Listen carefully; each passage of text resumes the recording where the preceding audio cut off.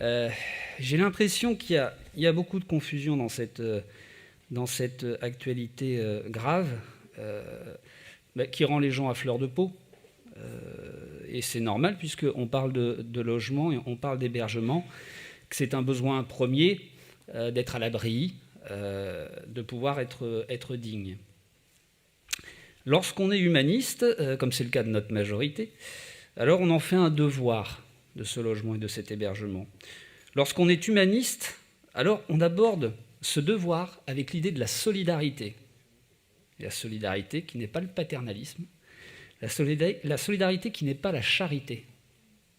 Pourquoi la solidarité ? Parce qu'elle est l'outil de l'universalisme. Et l'universalisme, c'est un fondement du projet républicain. Car oui, nous sommes des républicains.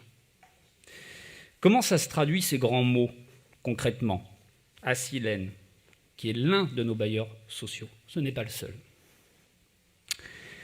D'abord, dire que le logement social, on peut y prétendre sous condition de ressources. Oui, il n'y a pas de patron du CAC 40 hébergé à Silène.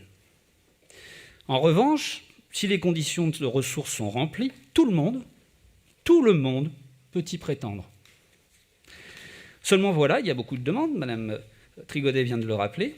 Alors nous construisons, parce que des hommes et des femmes qui respectent les règles communes en ont besoin. Elles enregistrent un dossier, seules, ou parfois se faisant accompagner par des travailleurs sociaux, des associations, qui ont le souci de leur personne en vrai.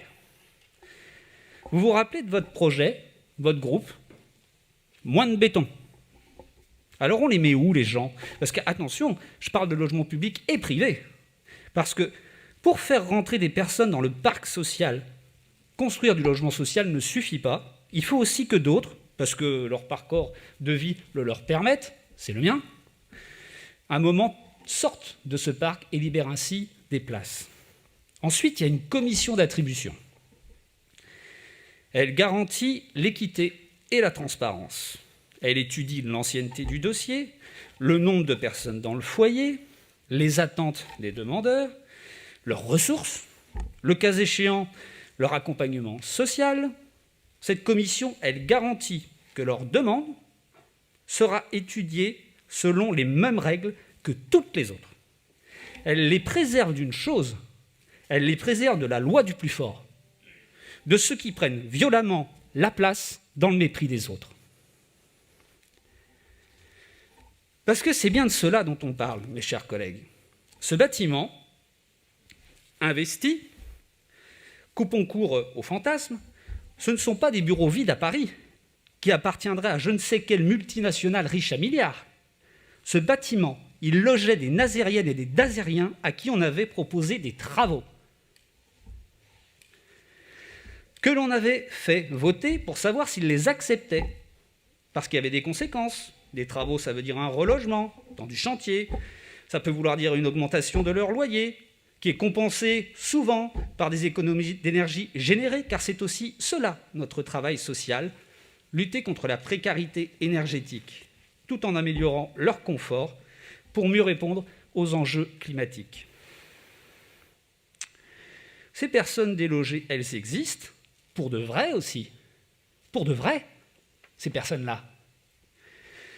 Madame X, ça fait 31 ans qu'elle habite là.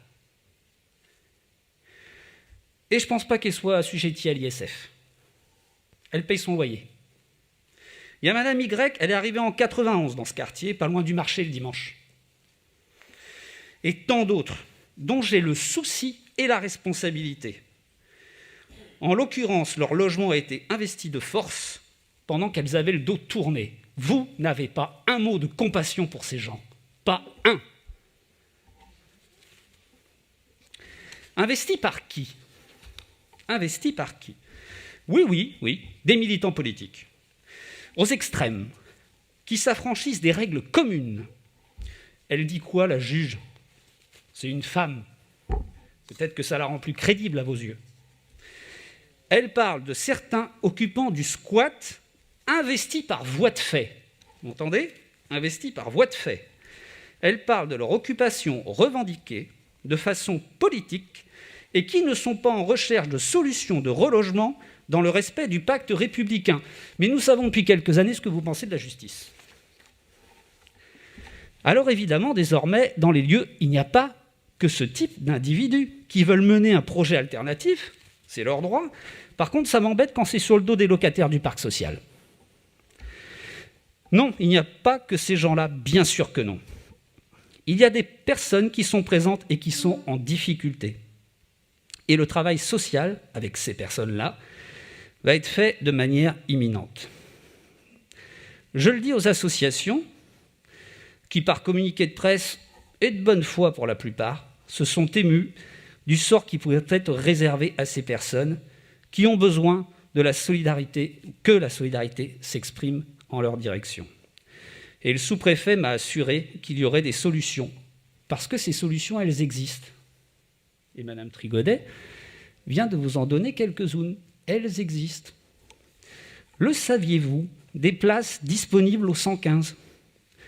Pourquoi la recherche de solutions n'a-t-elle pas pris la forme d'un accompagnement vers cette plateforme ? Difficulté à y accéder ? C'est vrai, parfois. Mais la ville de Saint-Nazaire est présente.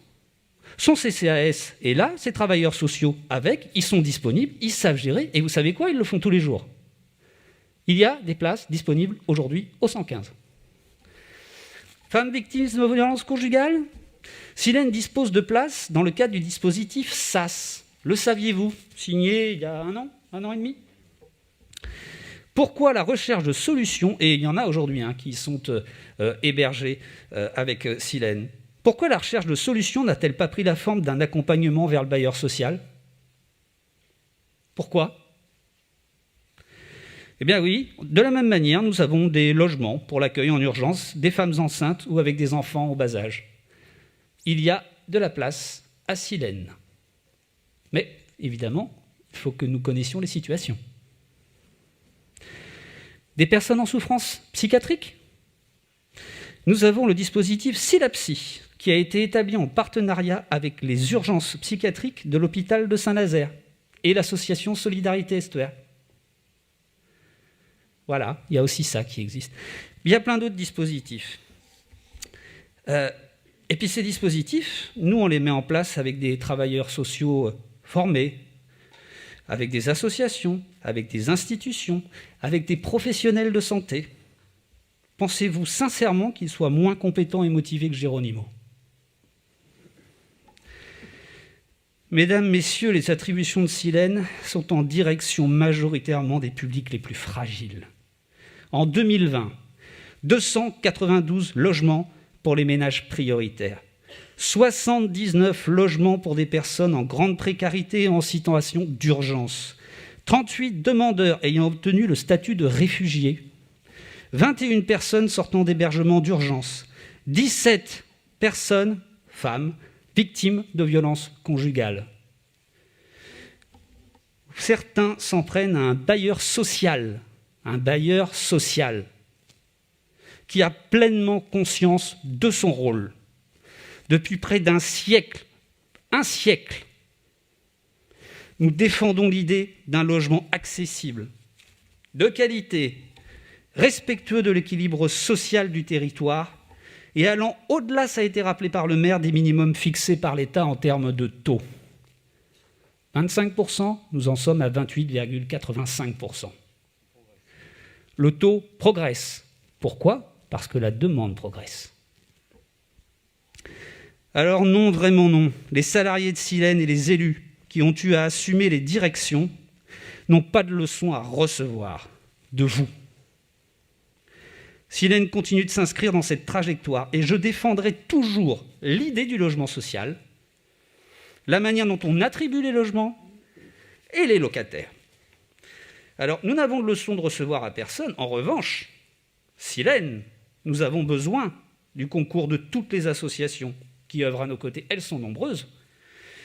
Il y a une semaine, peut-être 2 semaines, dans le journal, M. Bastian de l'association Totem faisait part à Silène de son projet, de son envie d'aller à la rencontre des personnes isolées dans les logements. Voilà, c'est un projet de plus d'innovation sociale parmi tant. Évidemment, ce projet a été retenu. Voilà, donc pas de leçon à recevoir. Par contre, oui, une aide des associations qui œuvrent à nos côtés qui sera toujours la bienvenue. Parfois, nous les sollicitons, parfois, ils viennent avec leurs idées. Et ces associations, d'ailleurs, le savent pour la plupart. C'est pourquoi je pense qu'en leur sein, elles mesurent les choses, puisque toutes ces associations, nous les soutenons.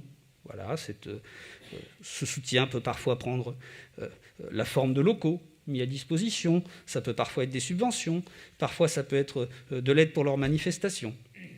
Alors, élus, salariés de Silène, associations, et je le dis parce que c'est une très belle formule qui n'est pas de moi, c'est une formule qui vient de Roger Descobert, qui pendant des années a été le directeur de Silène. Les véritables maisons du peuple, c'est nous.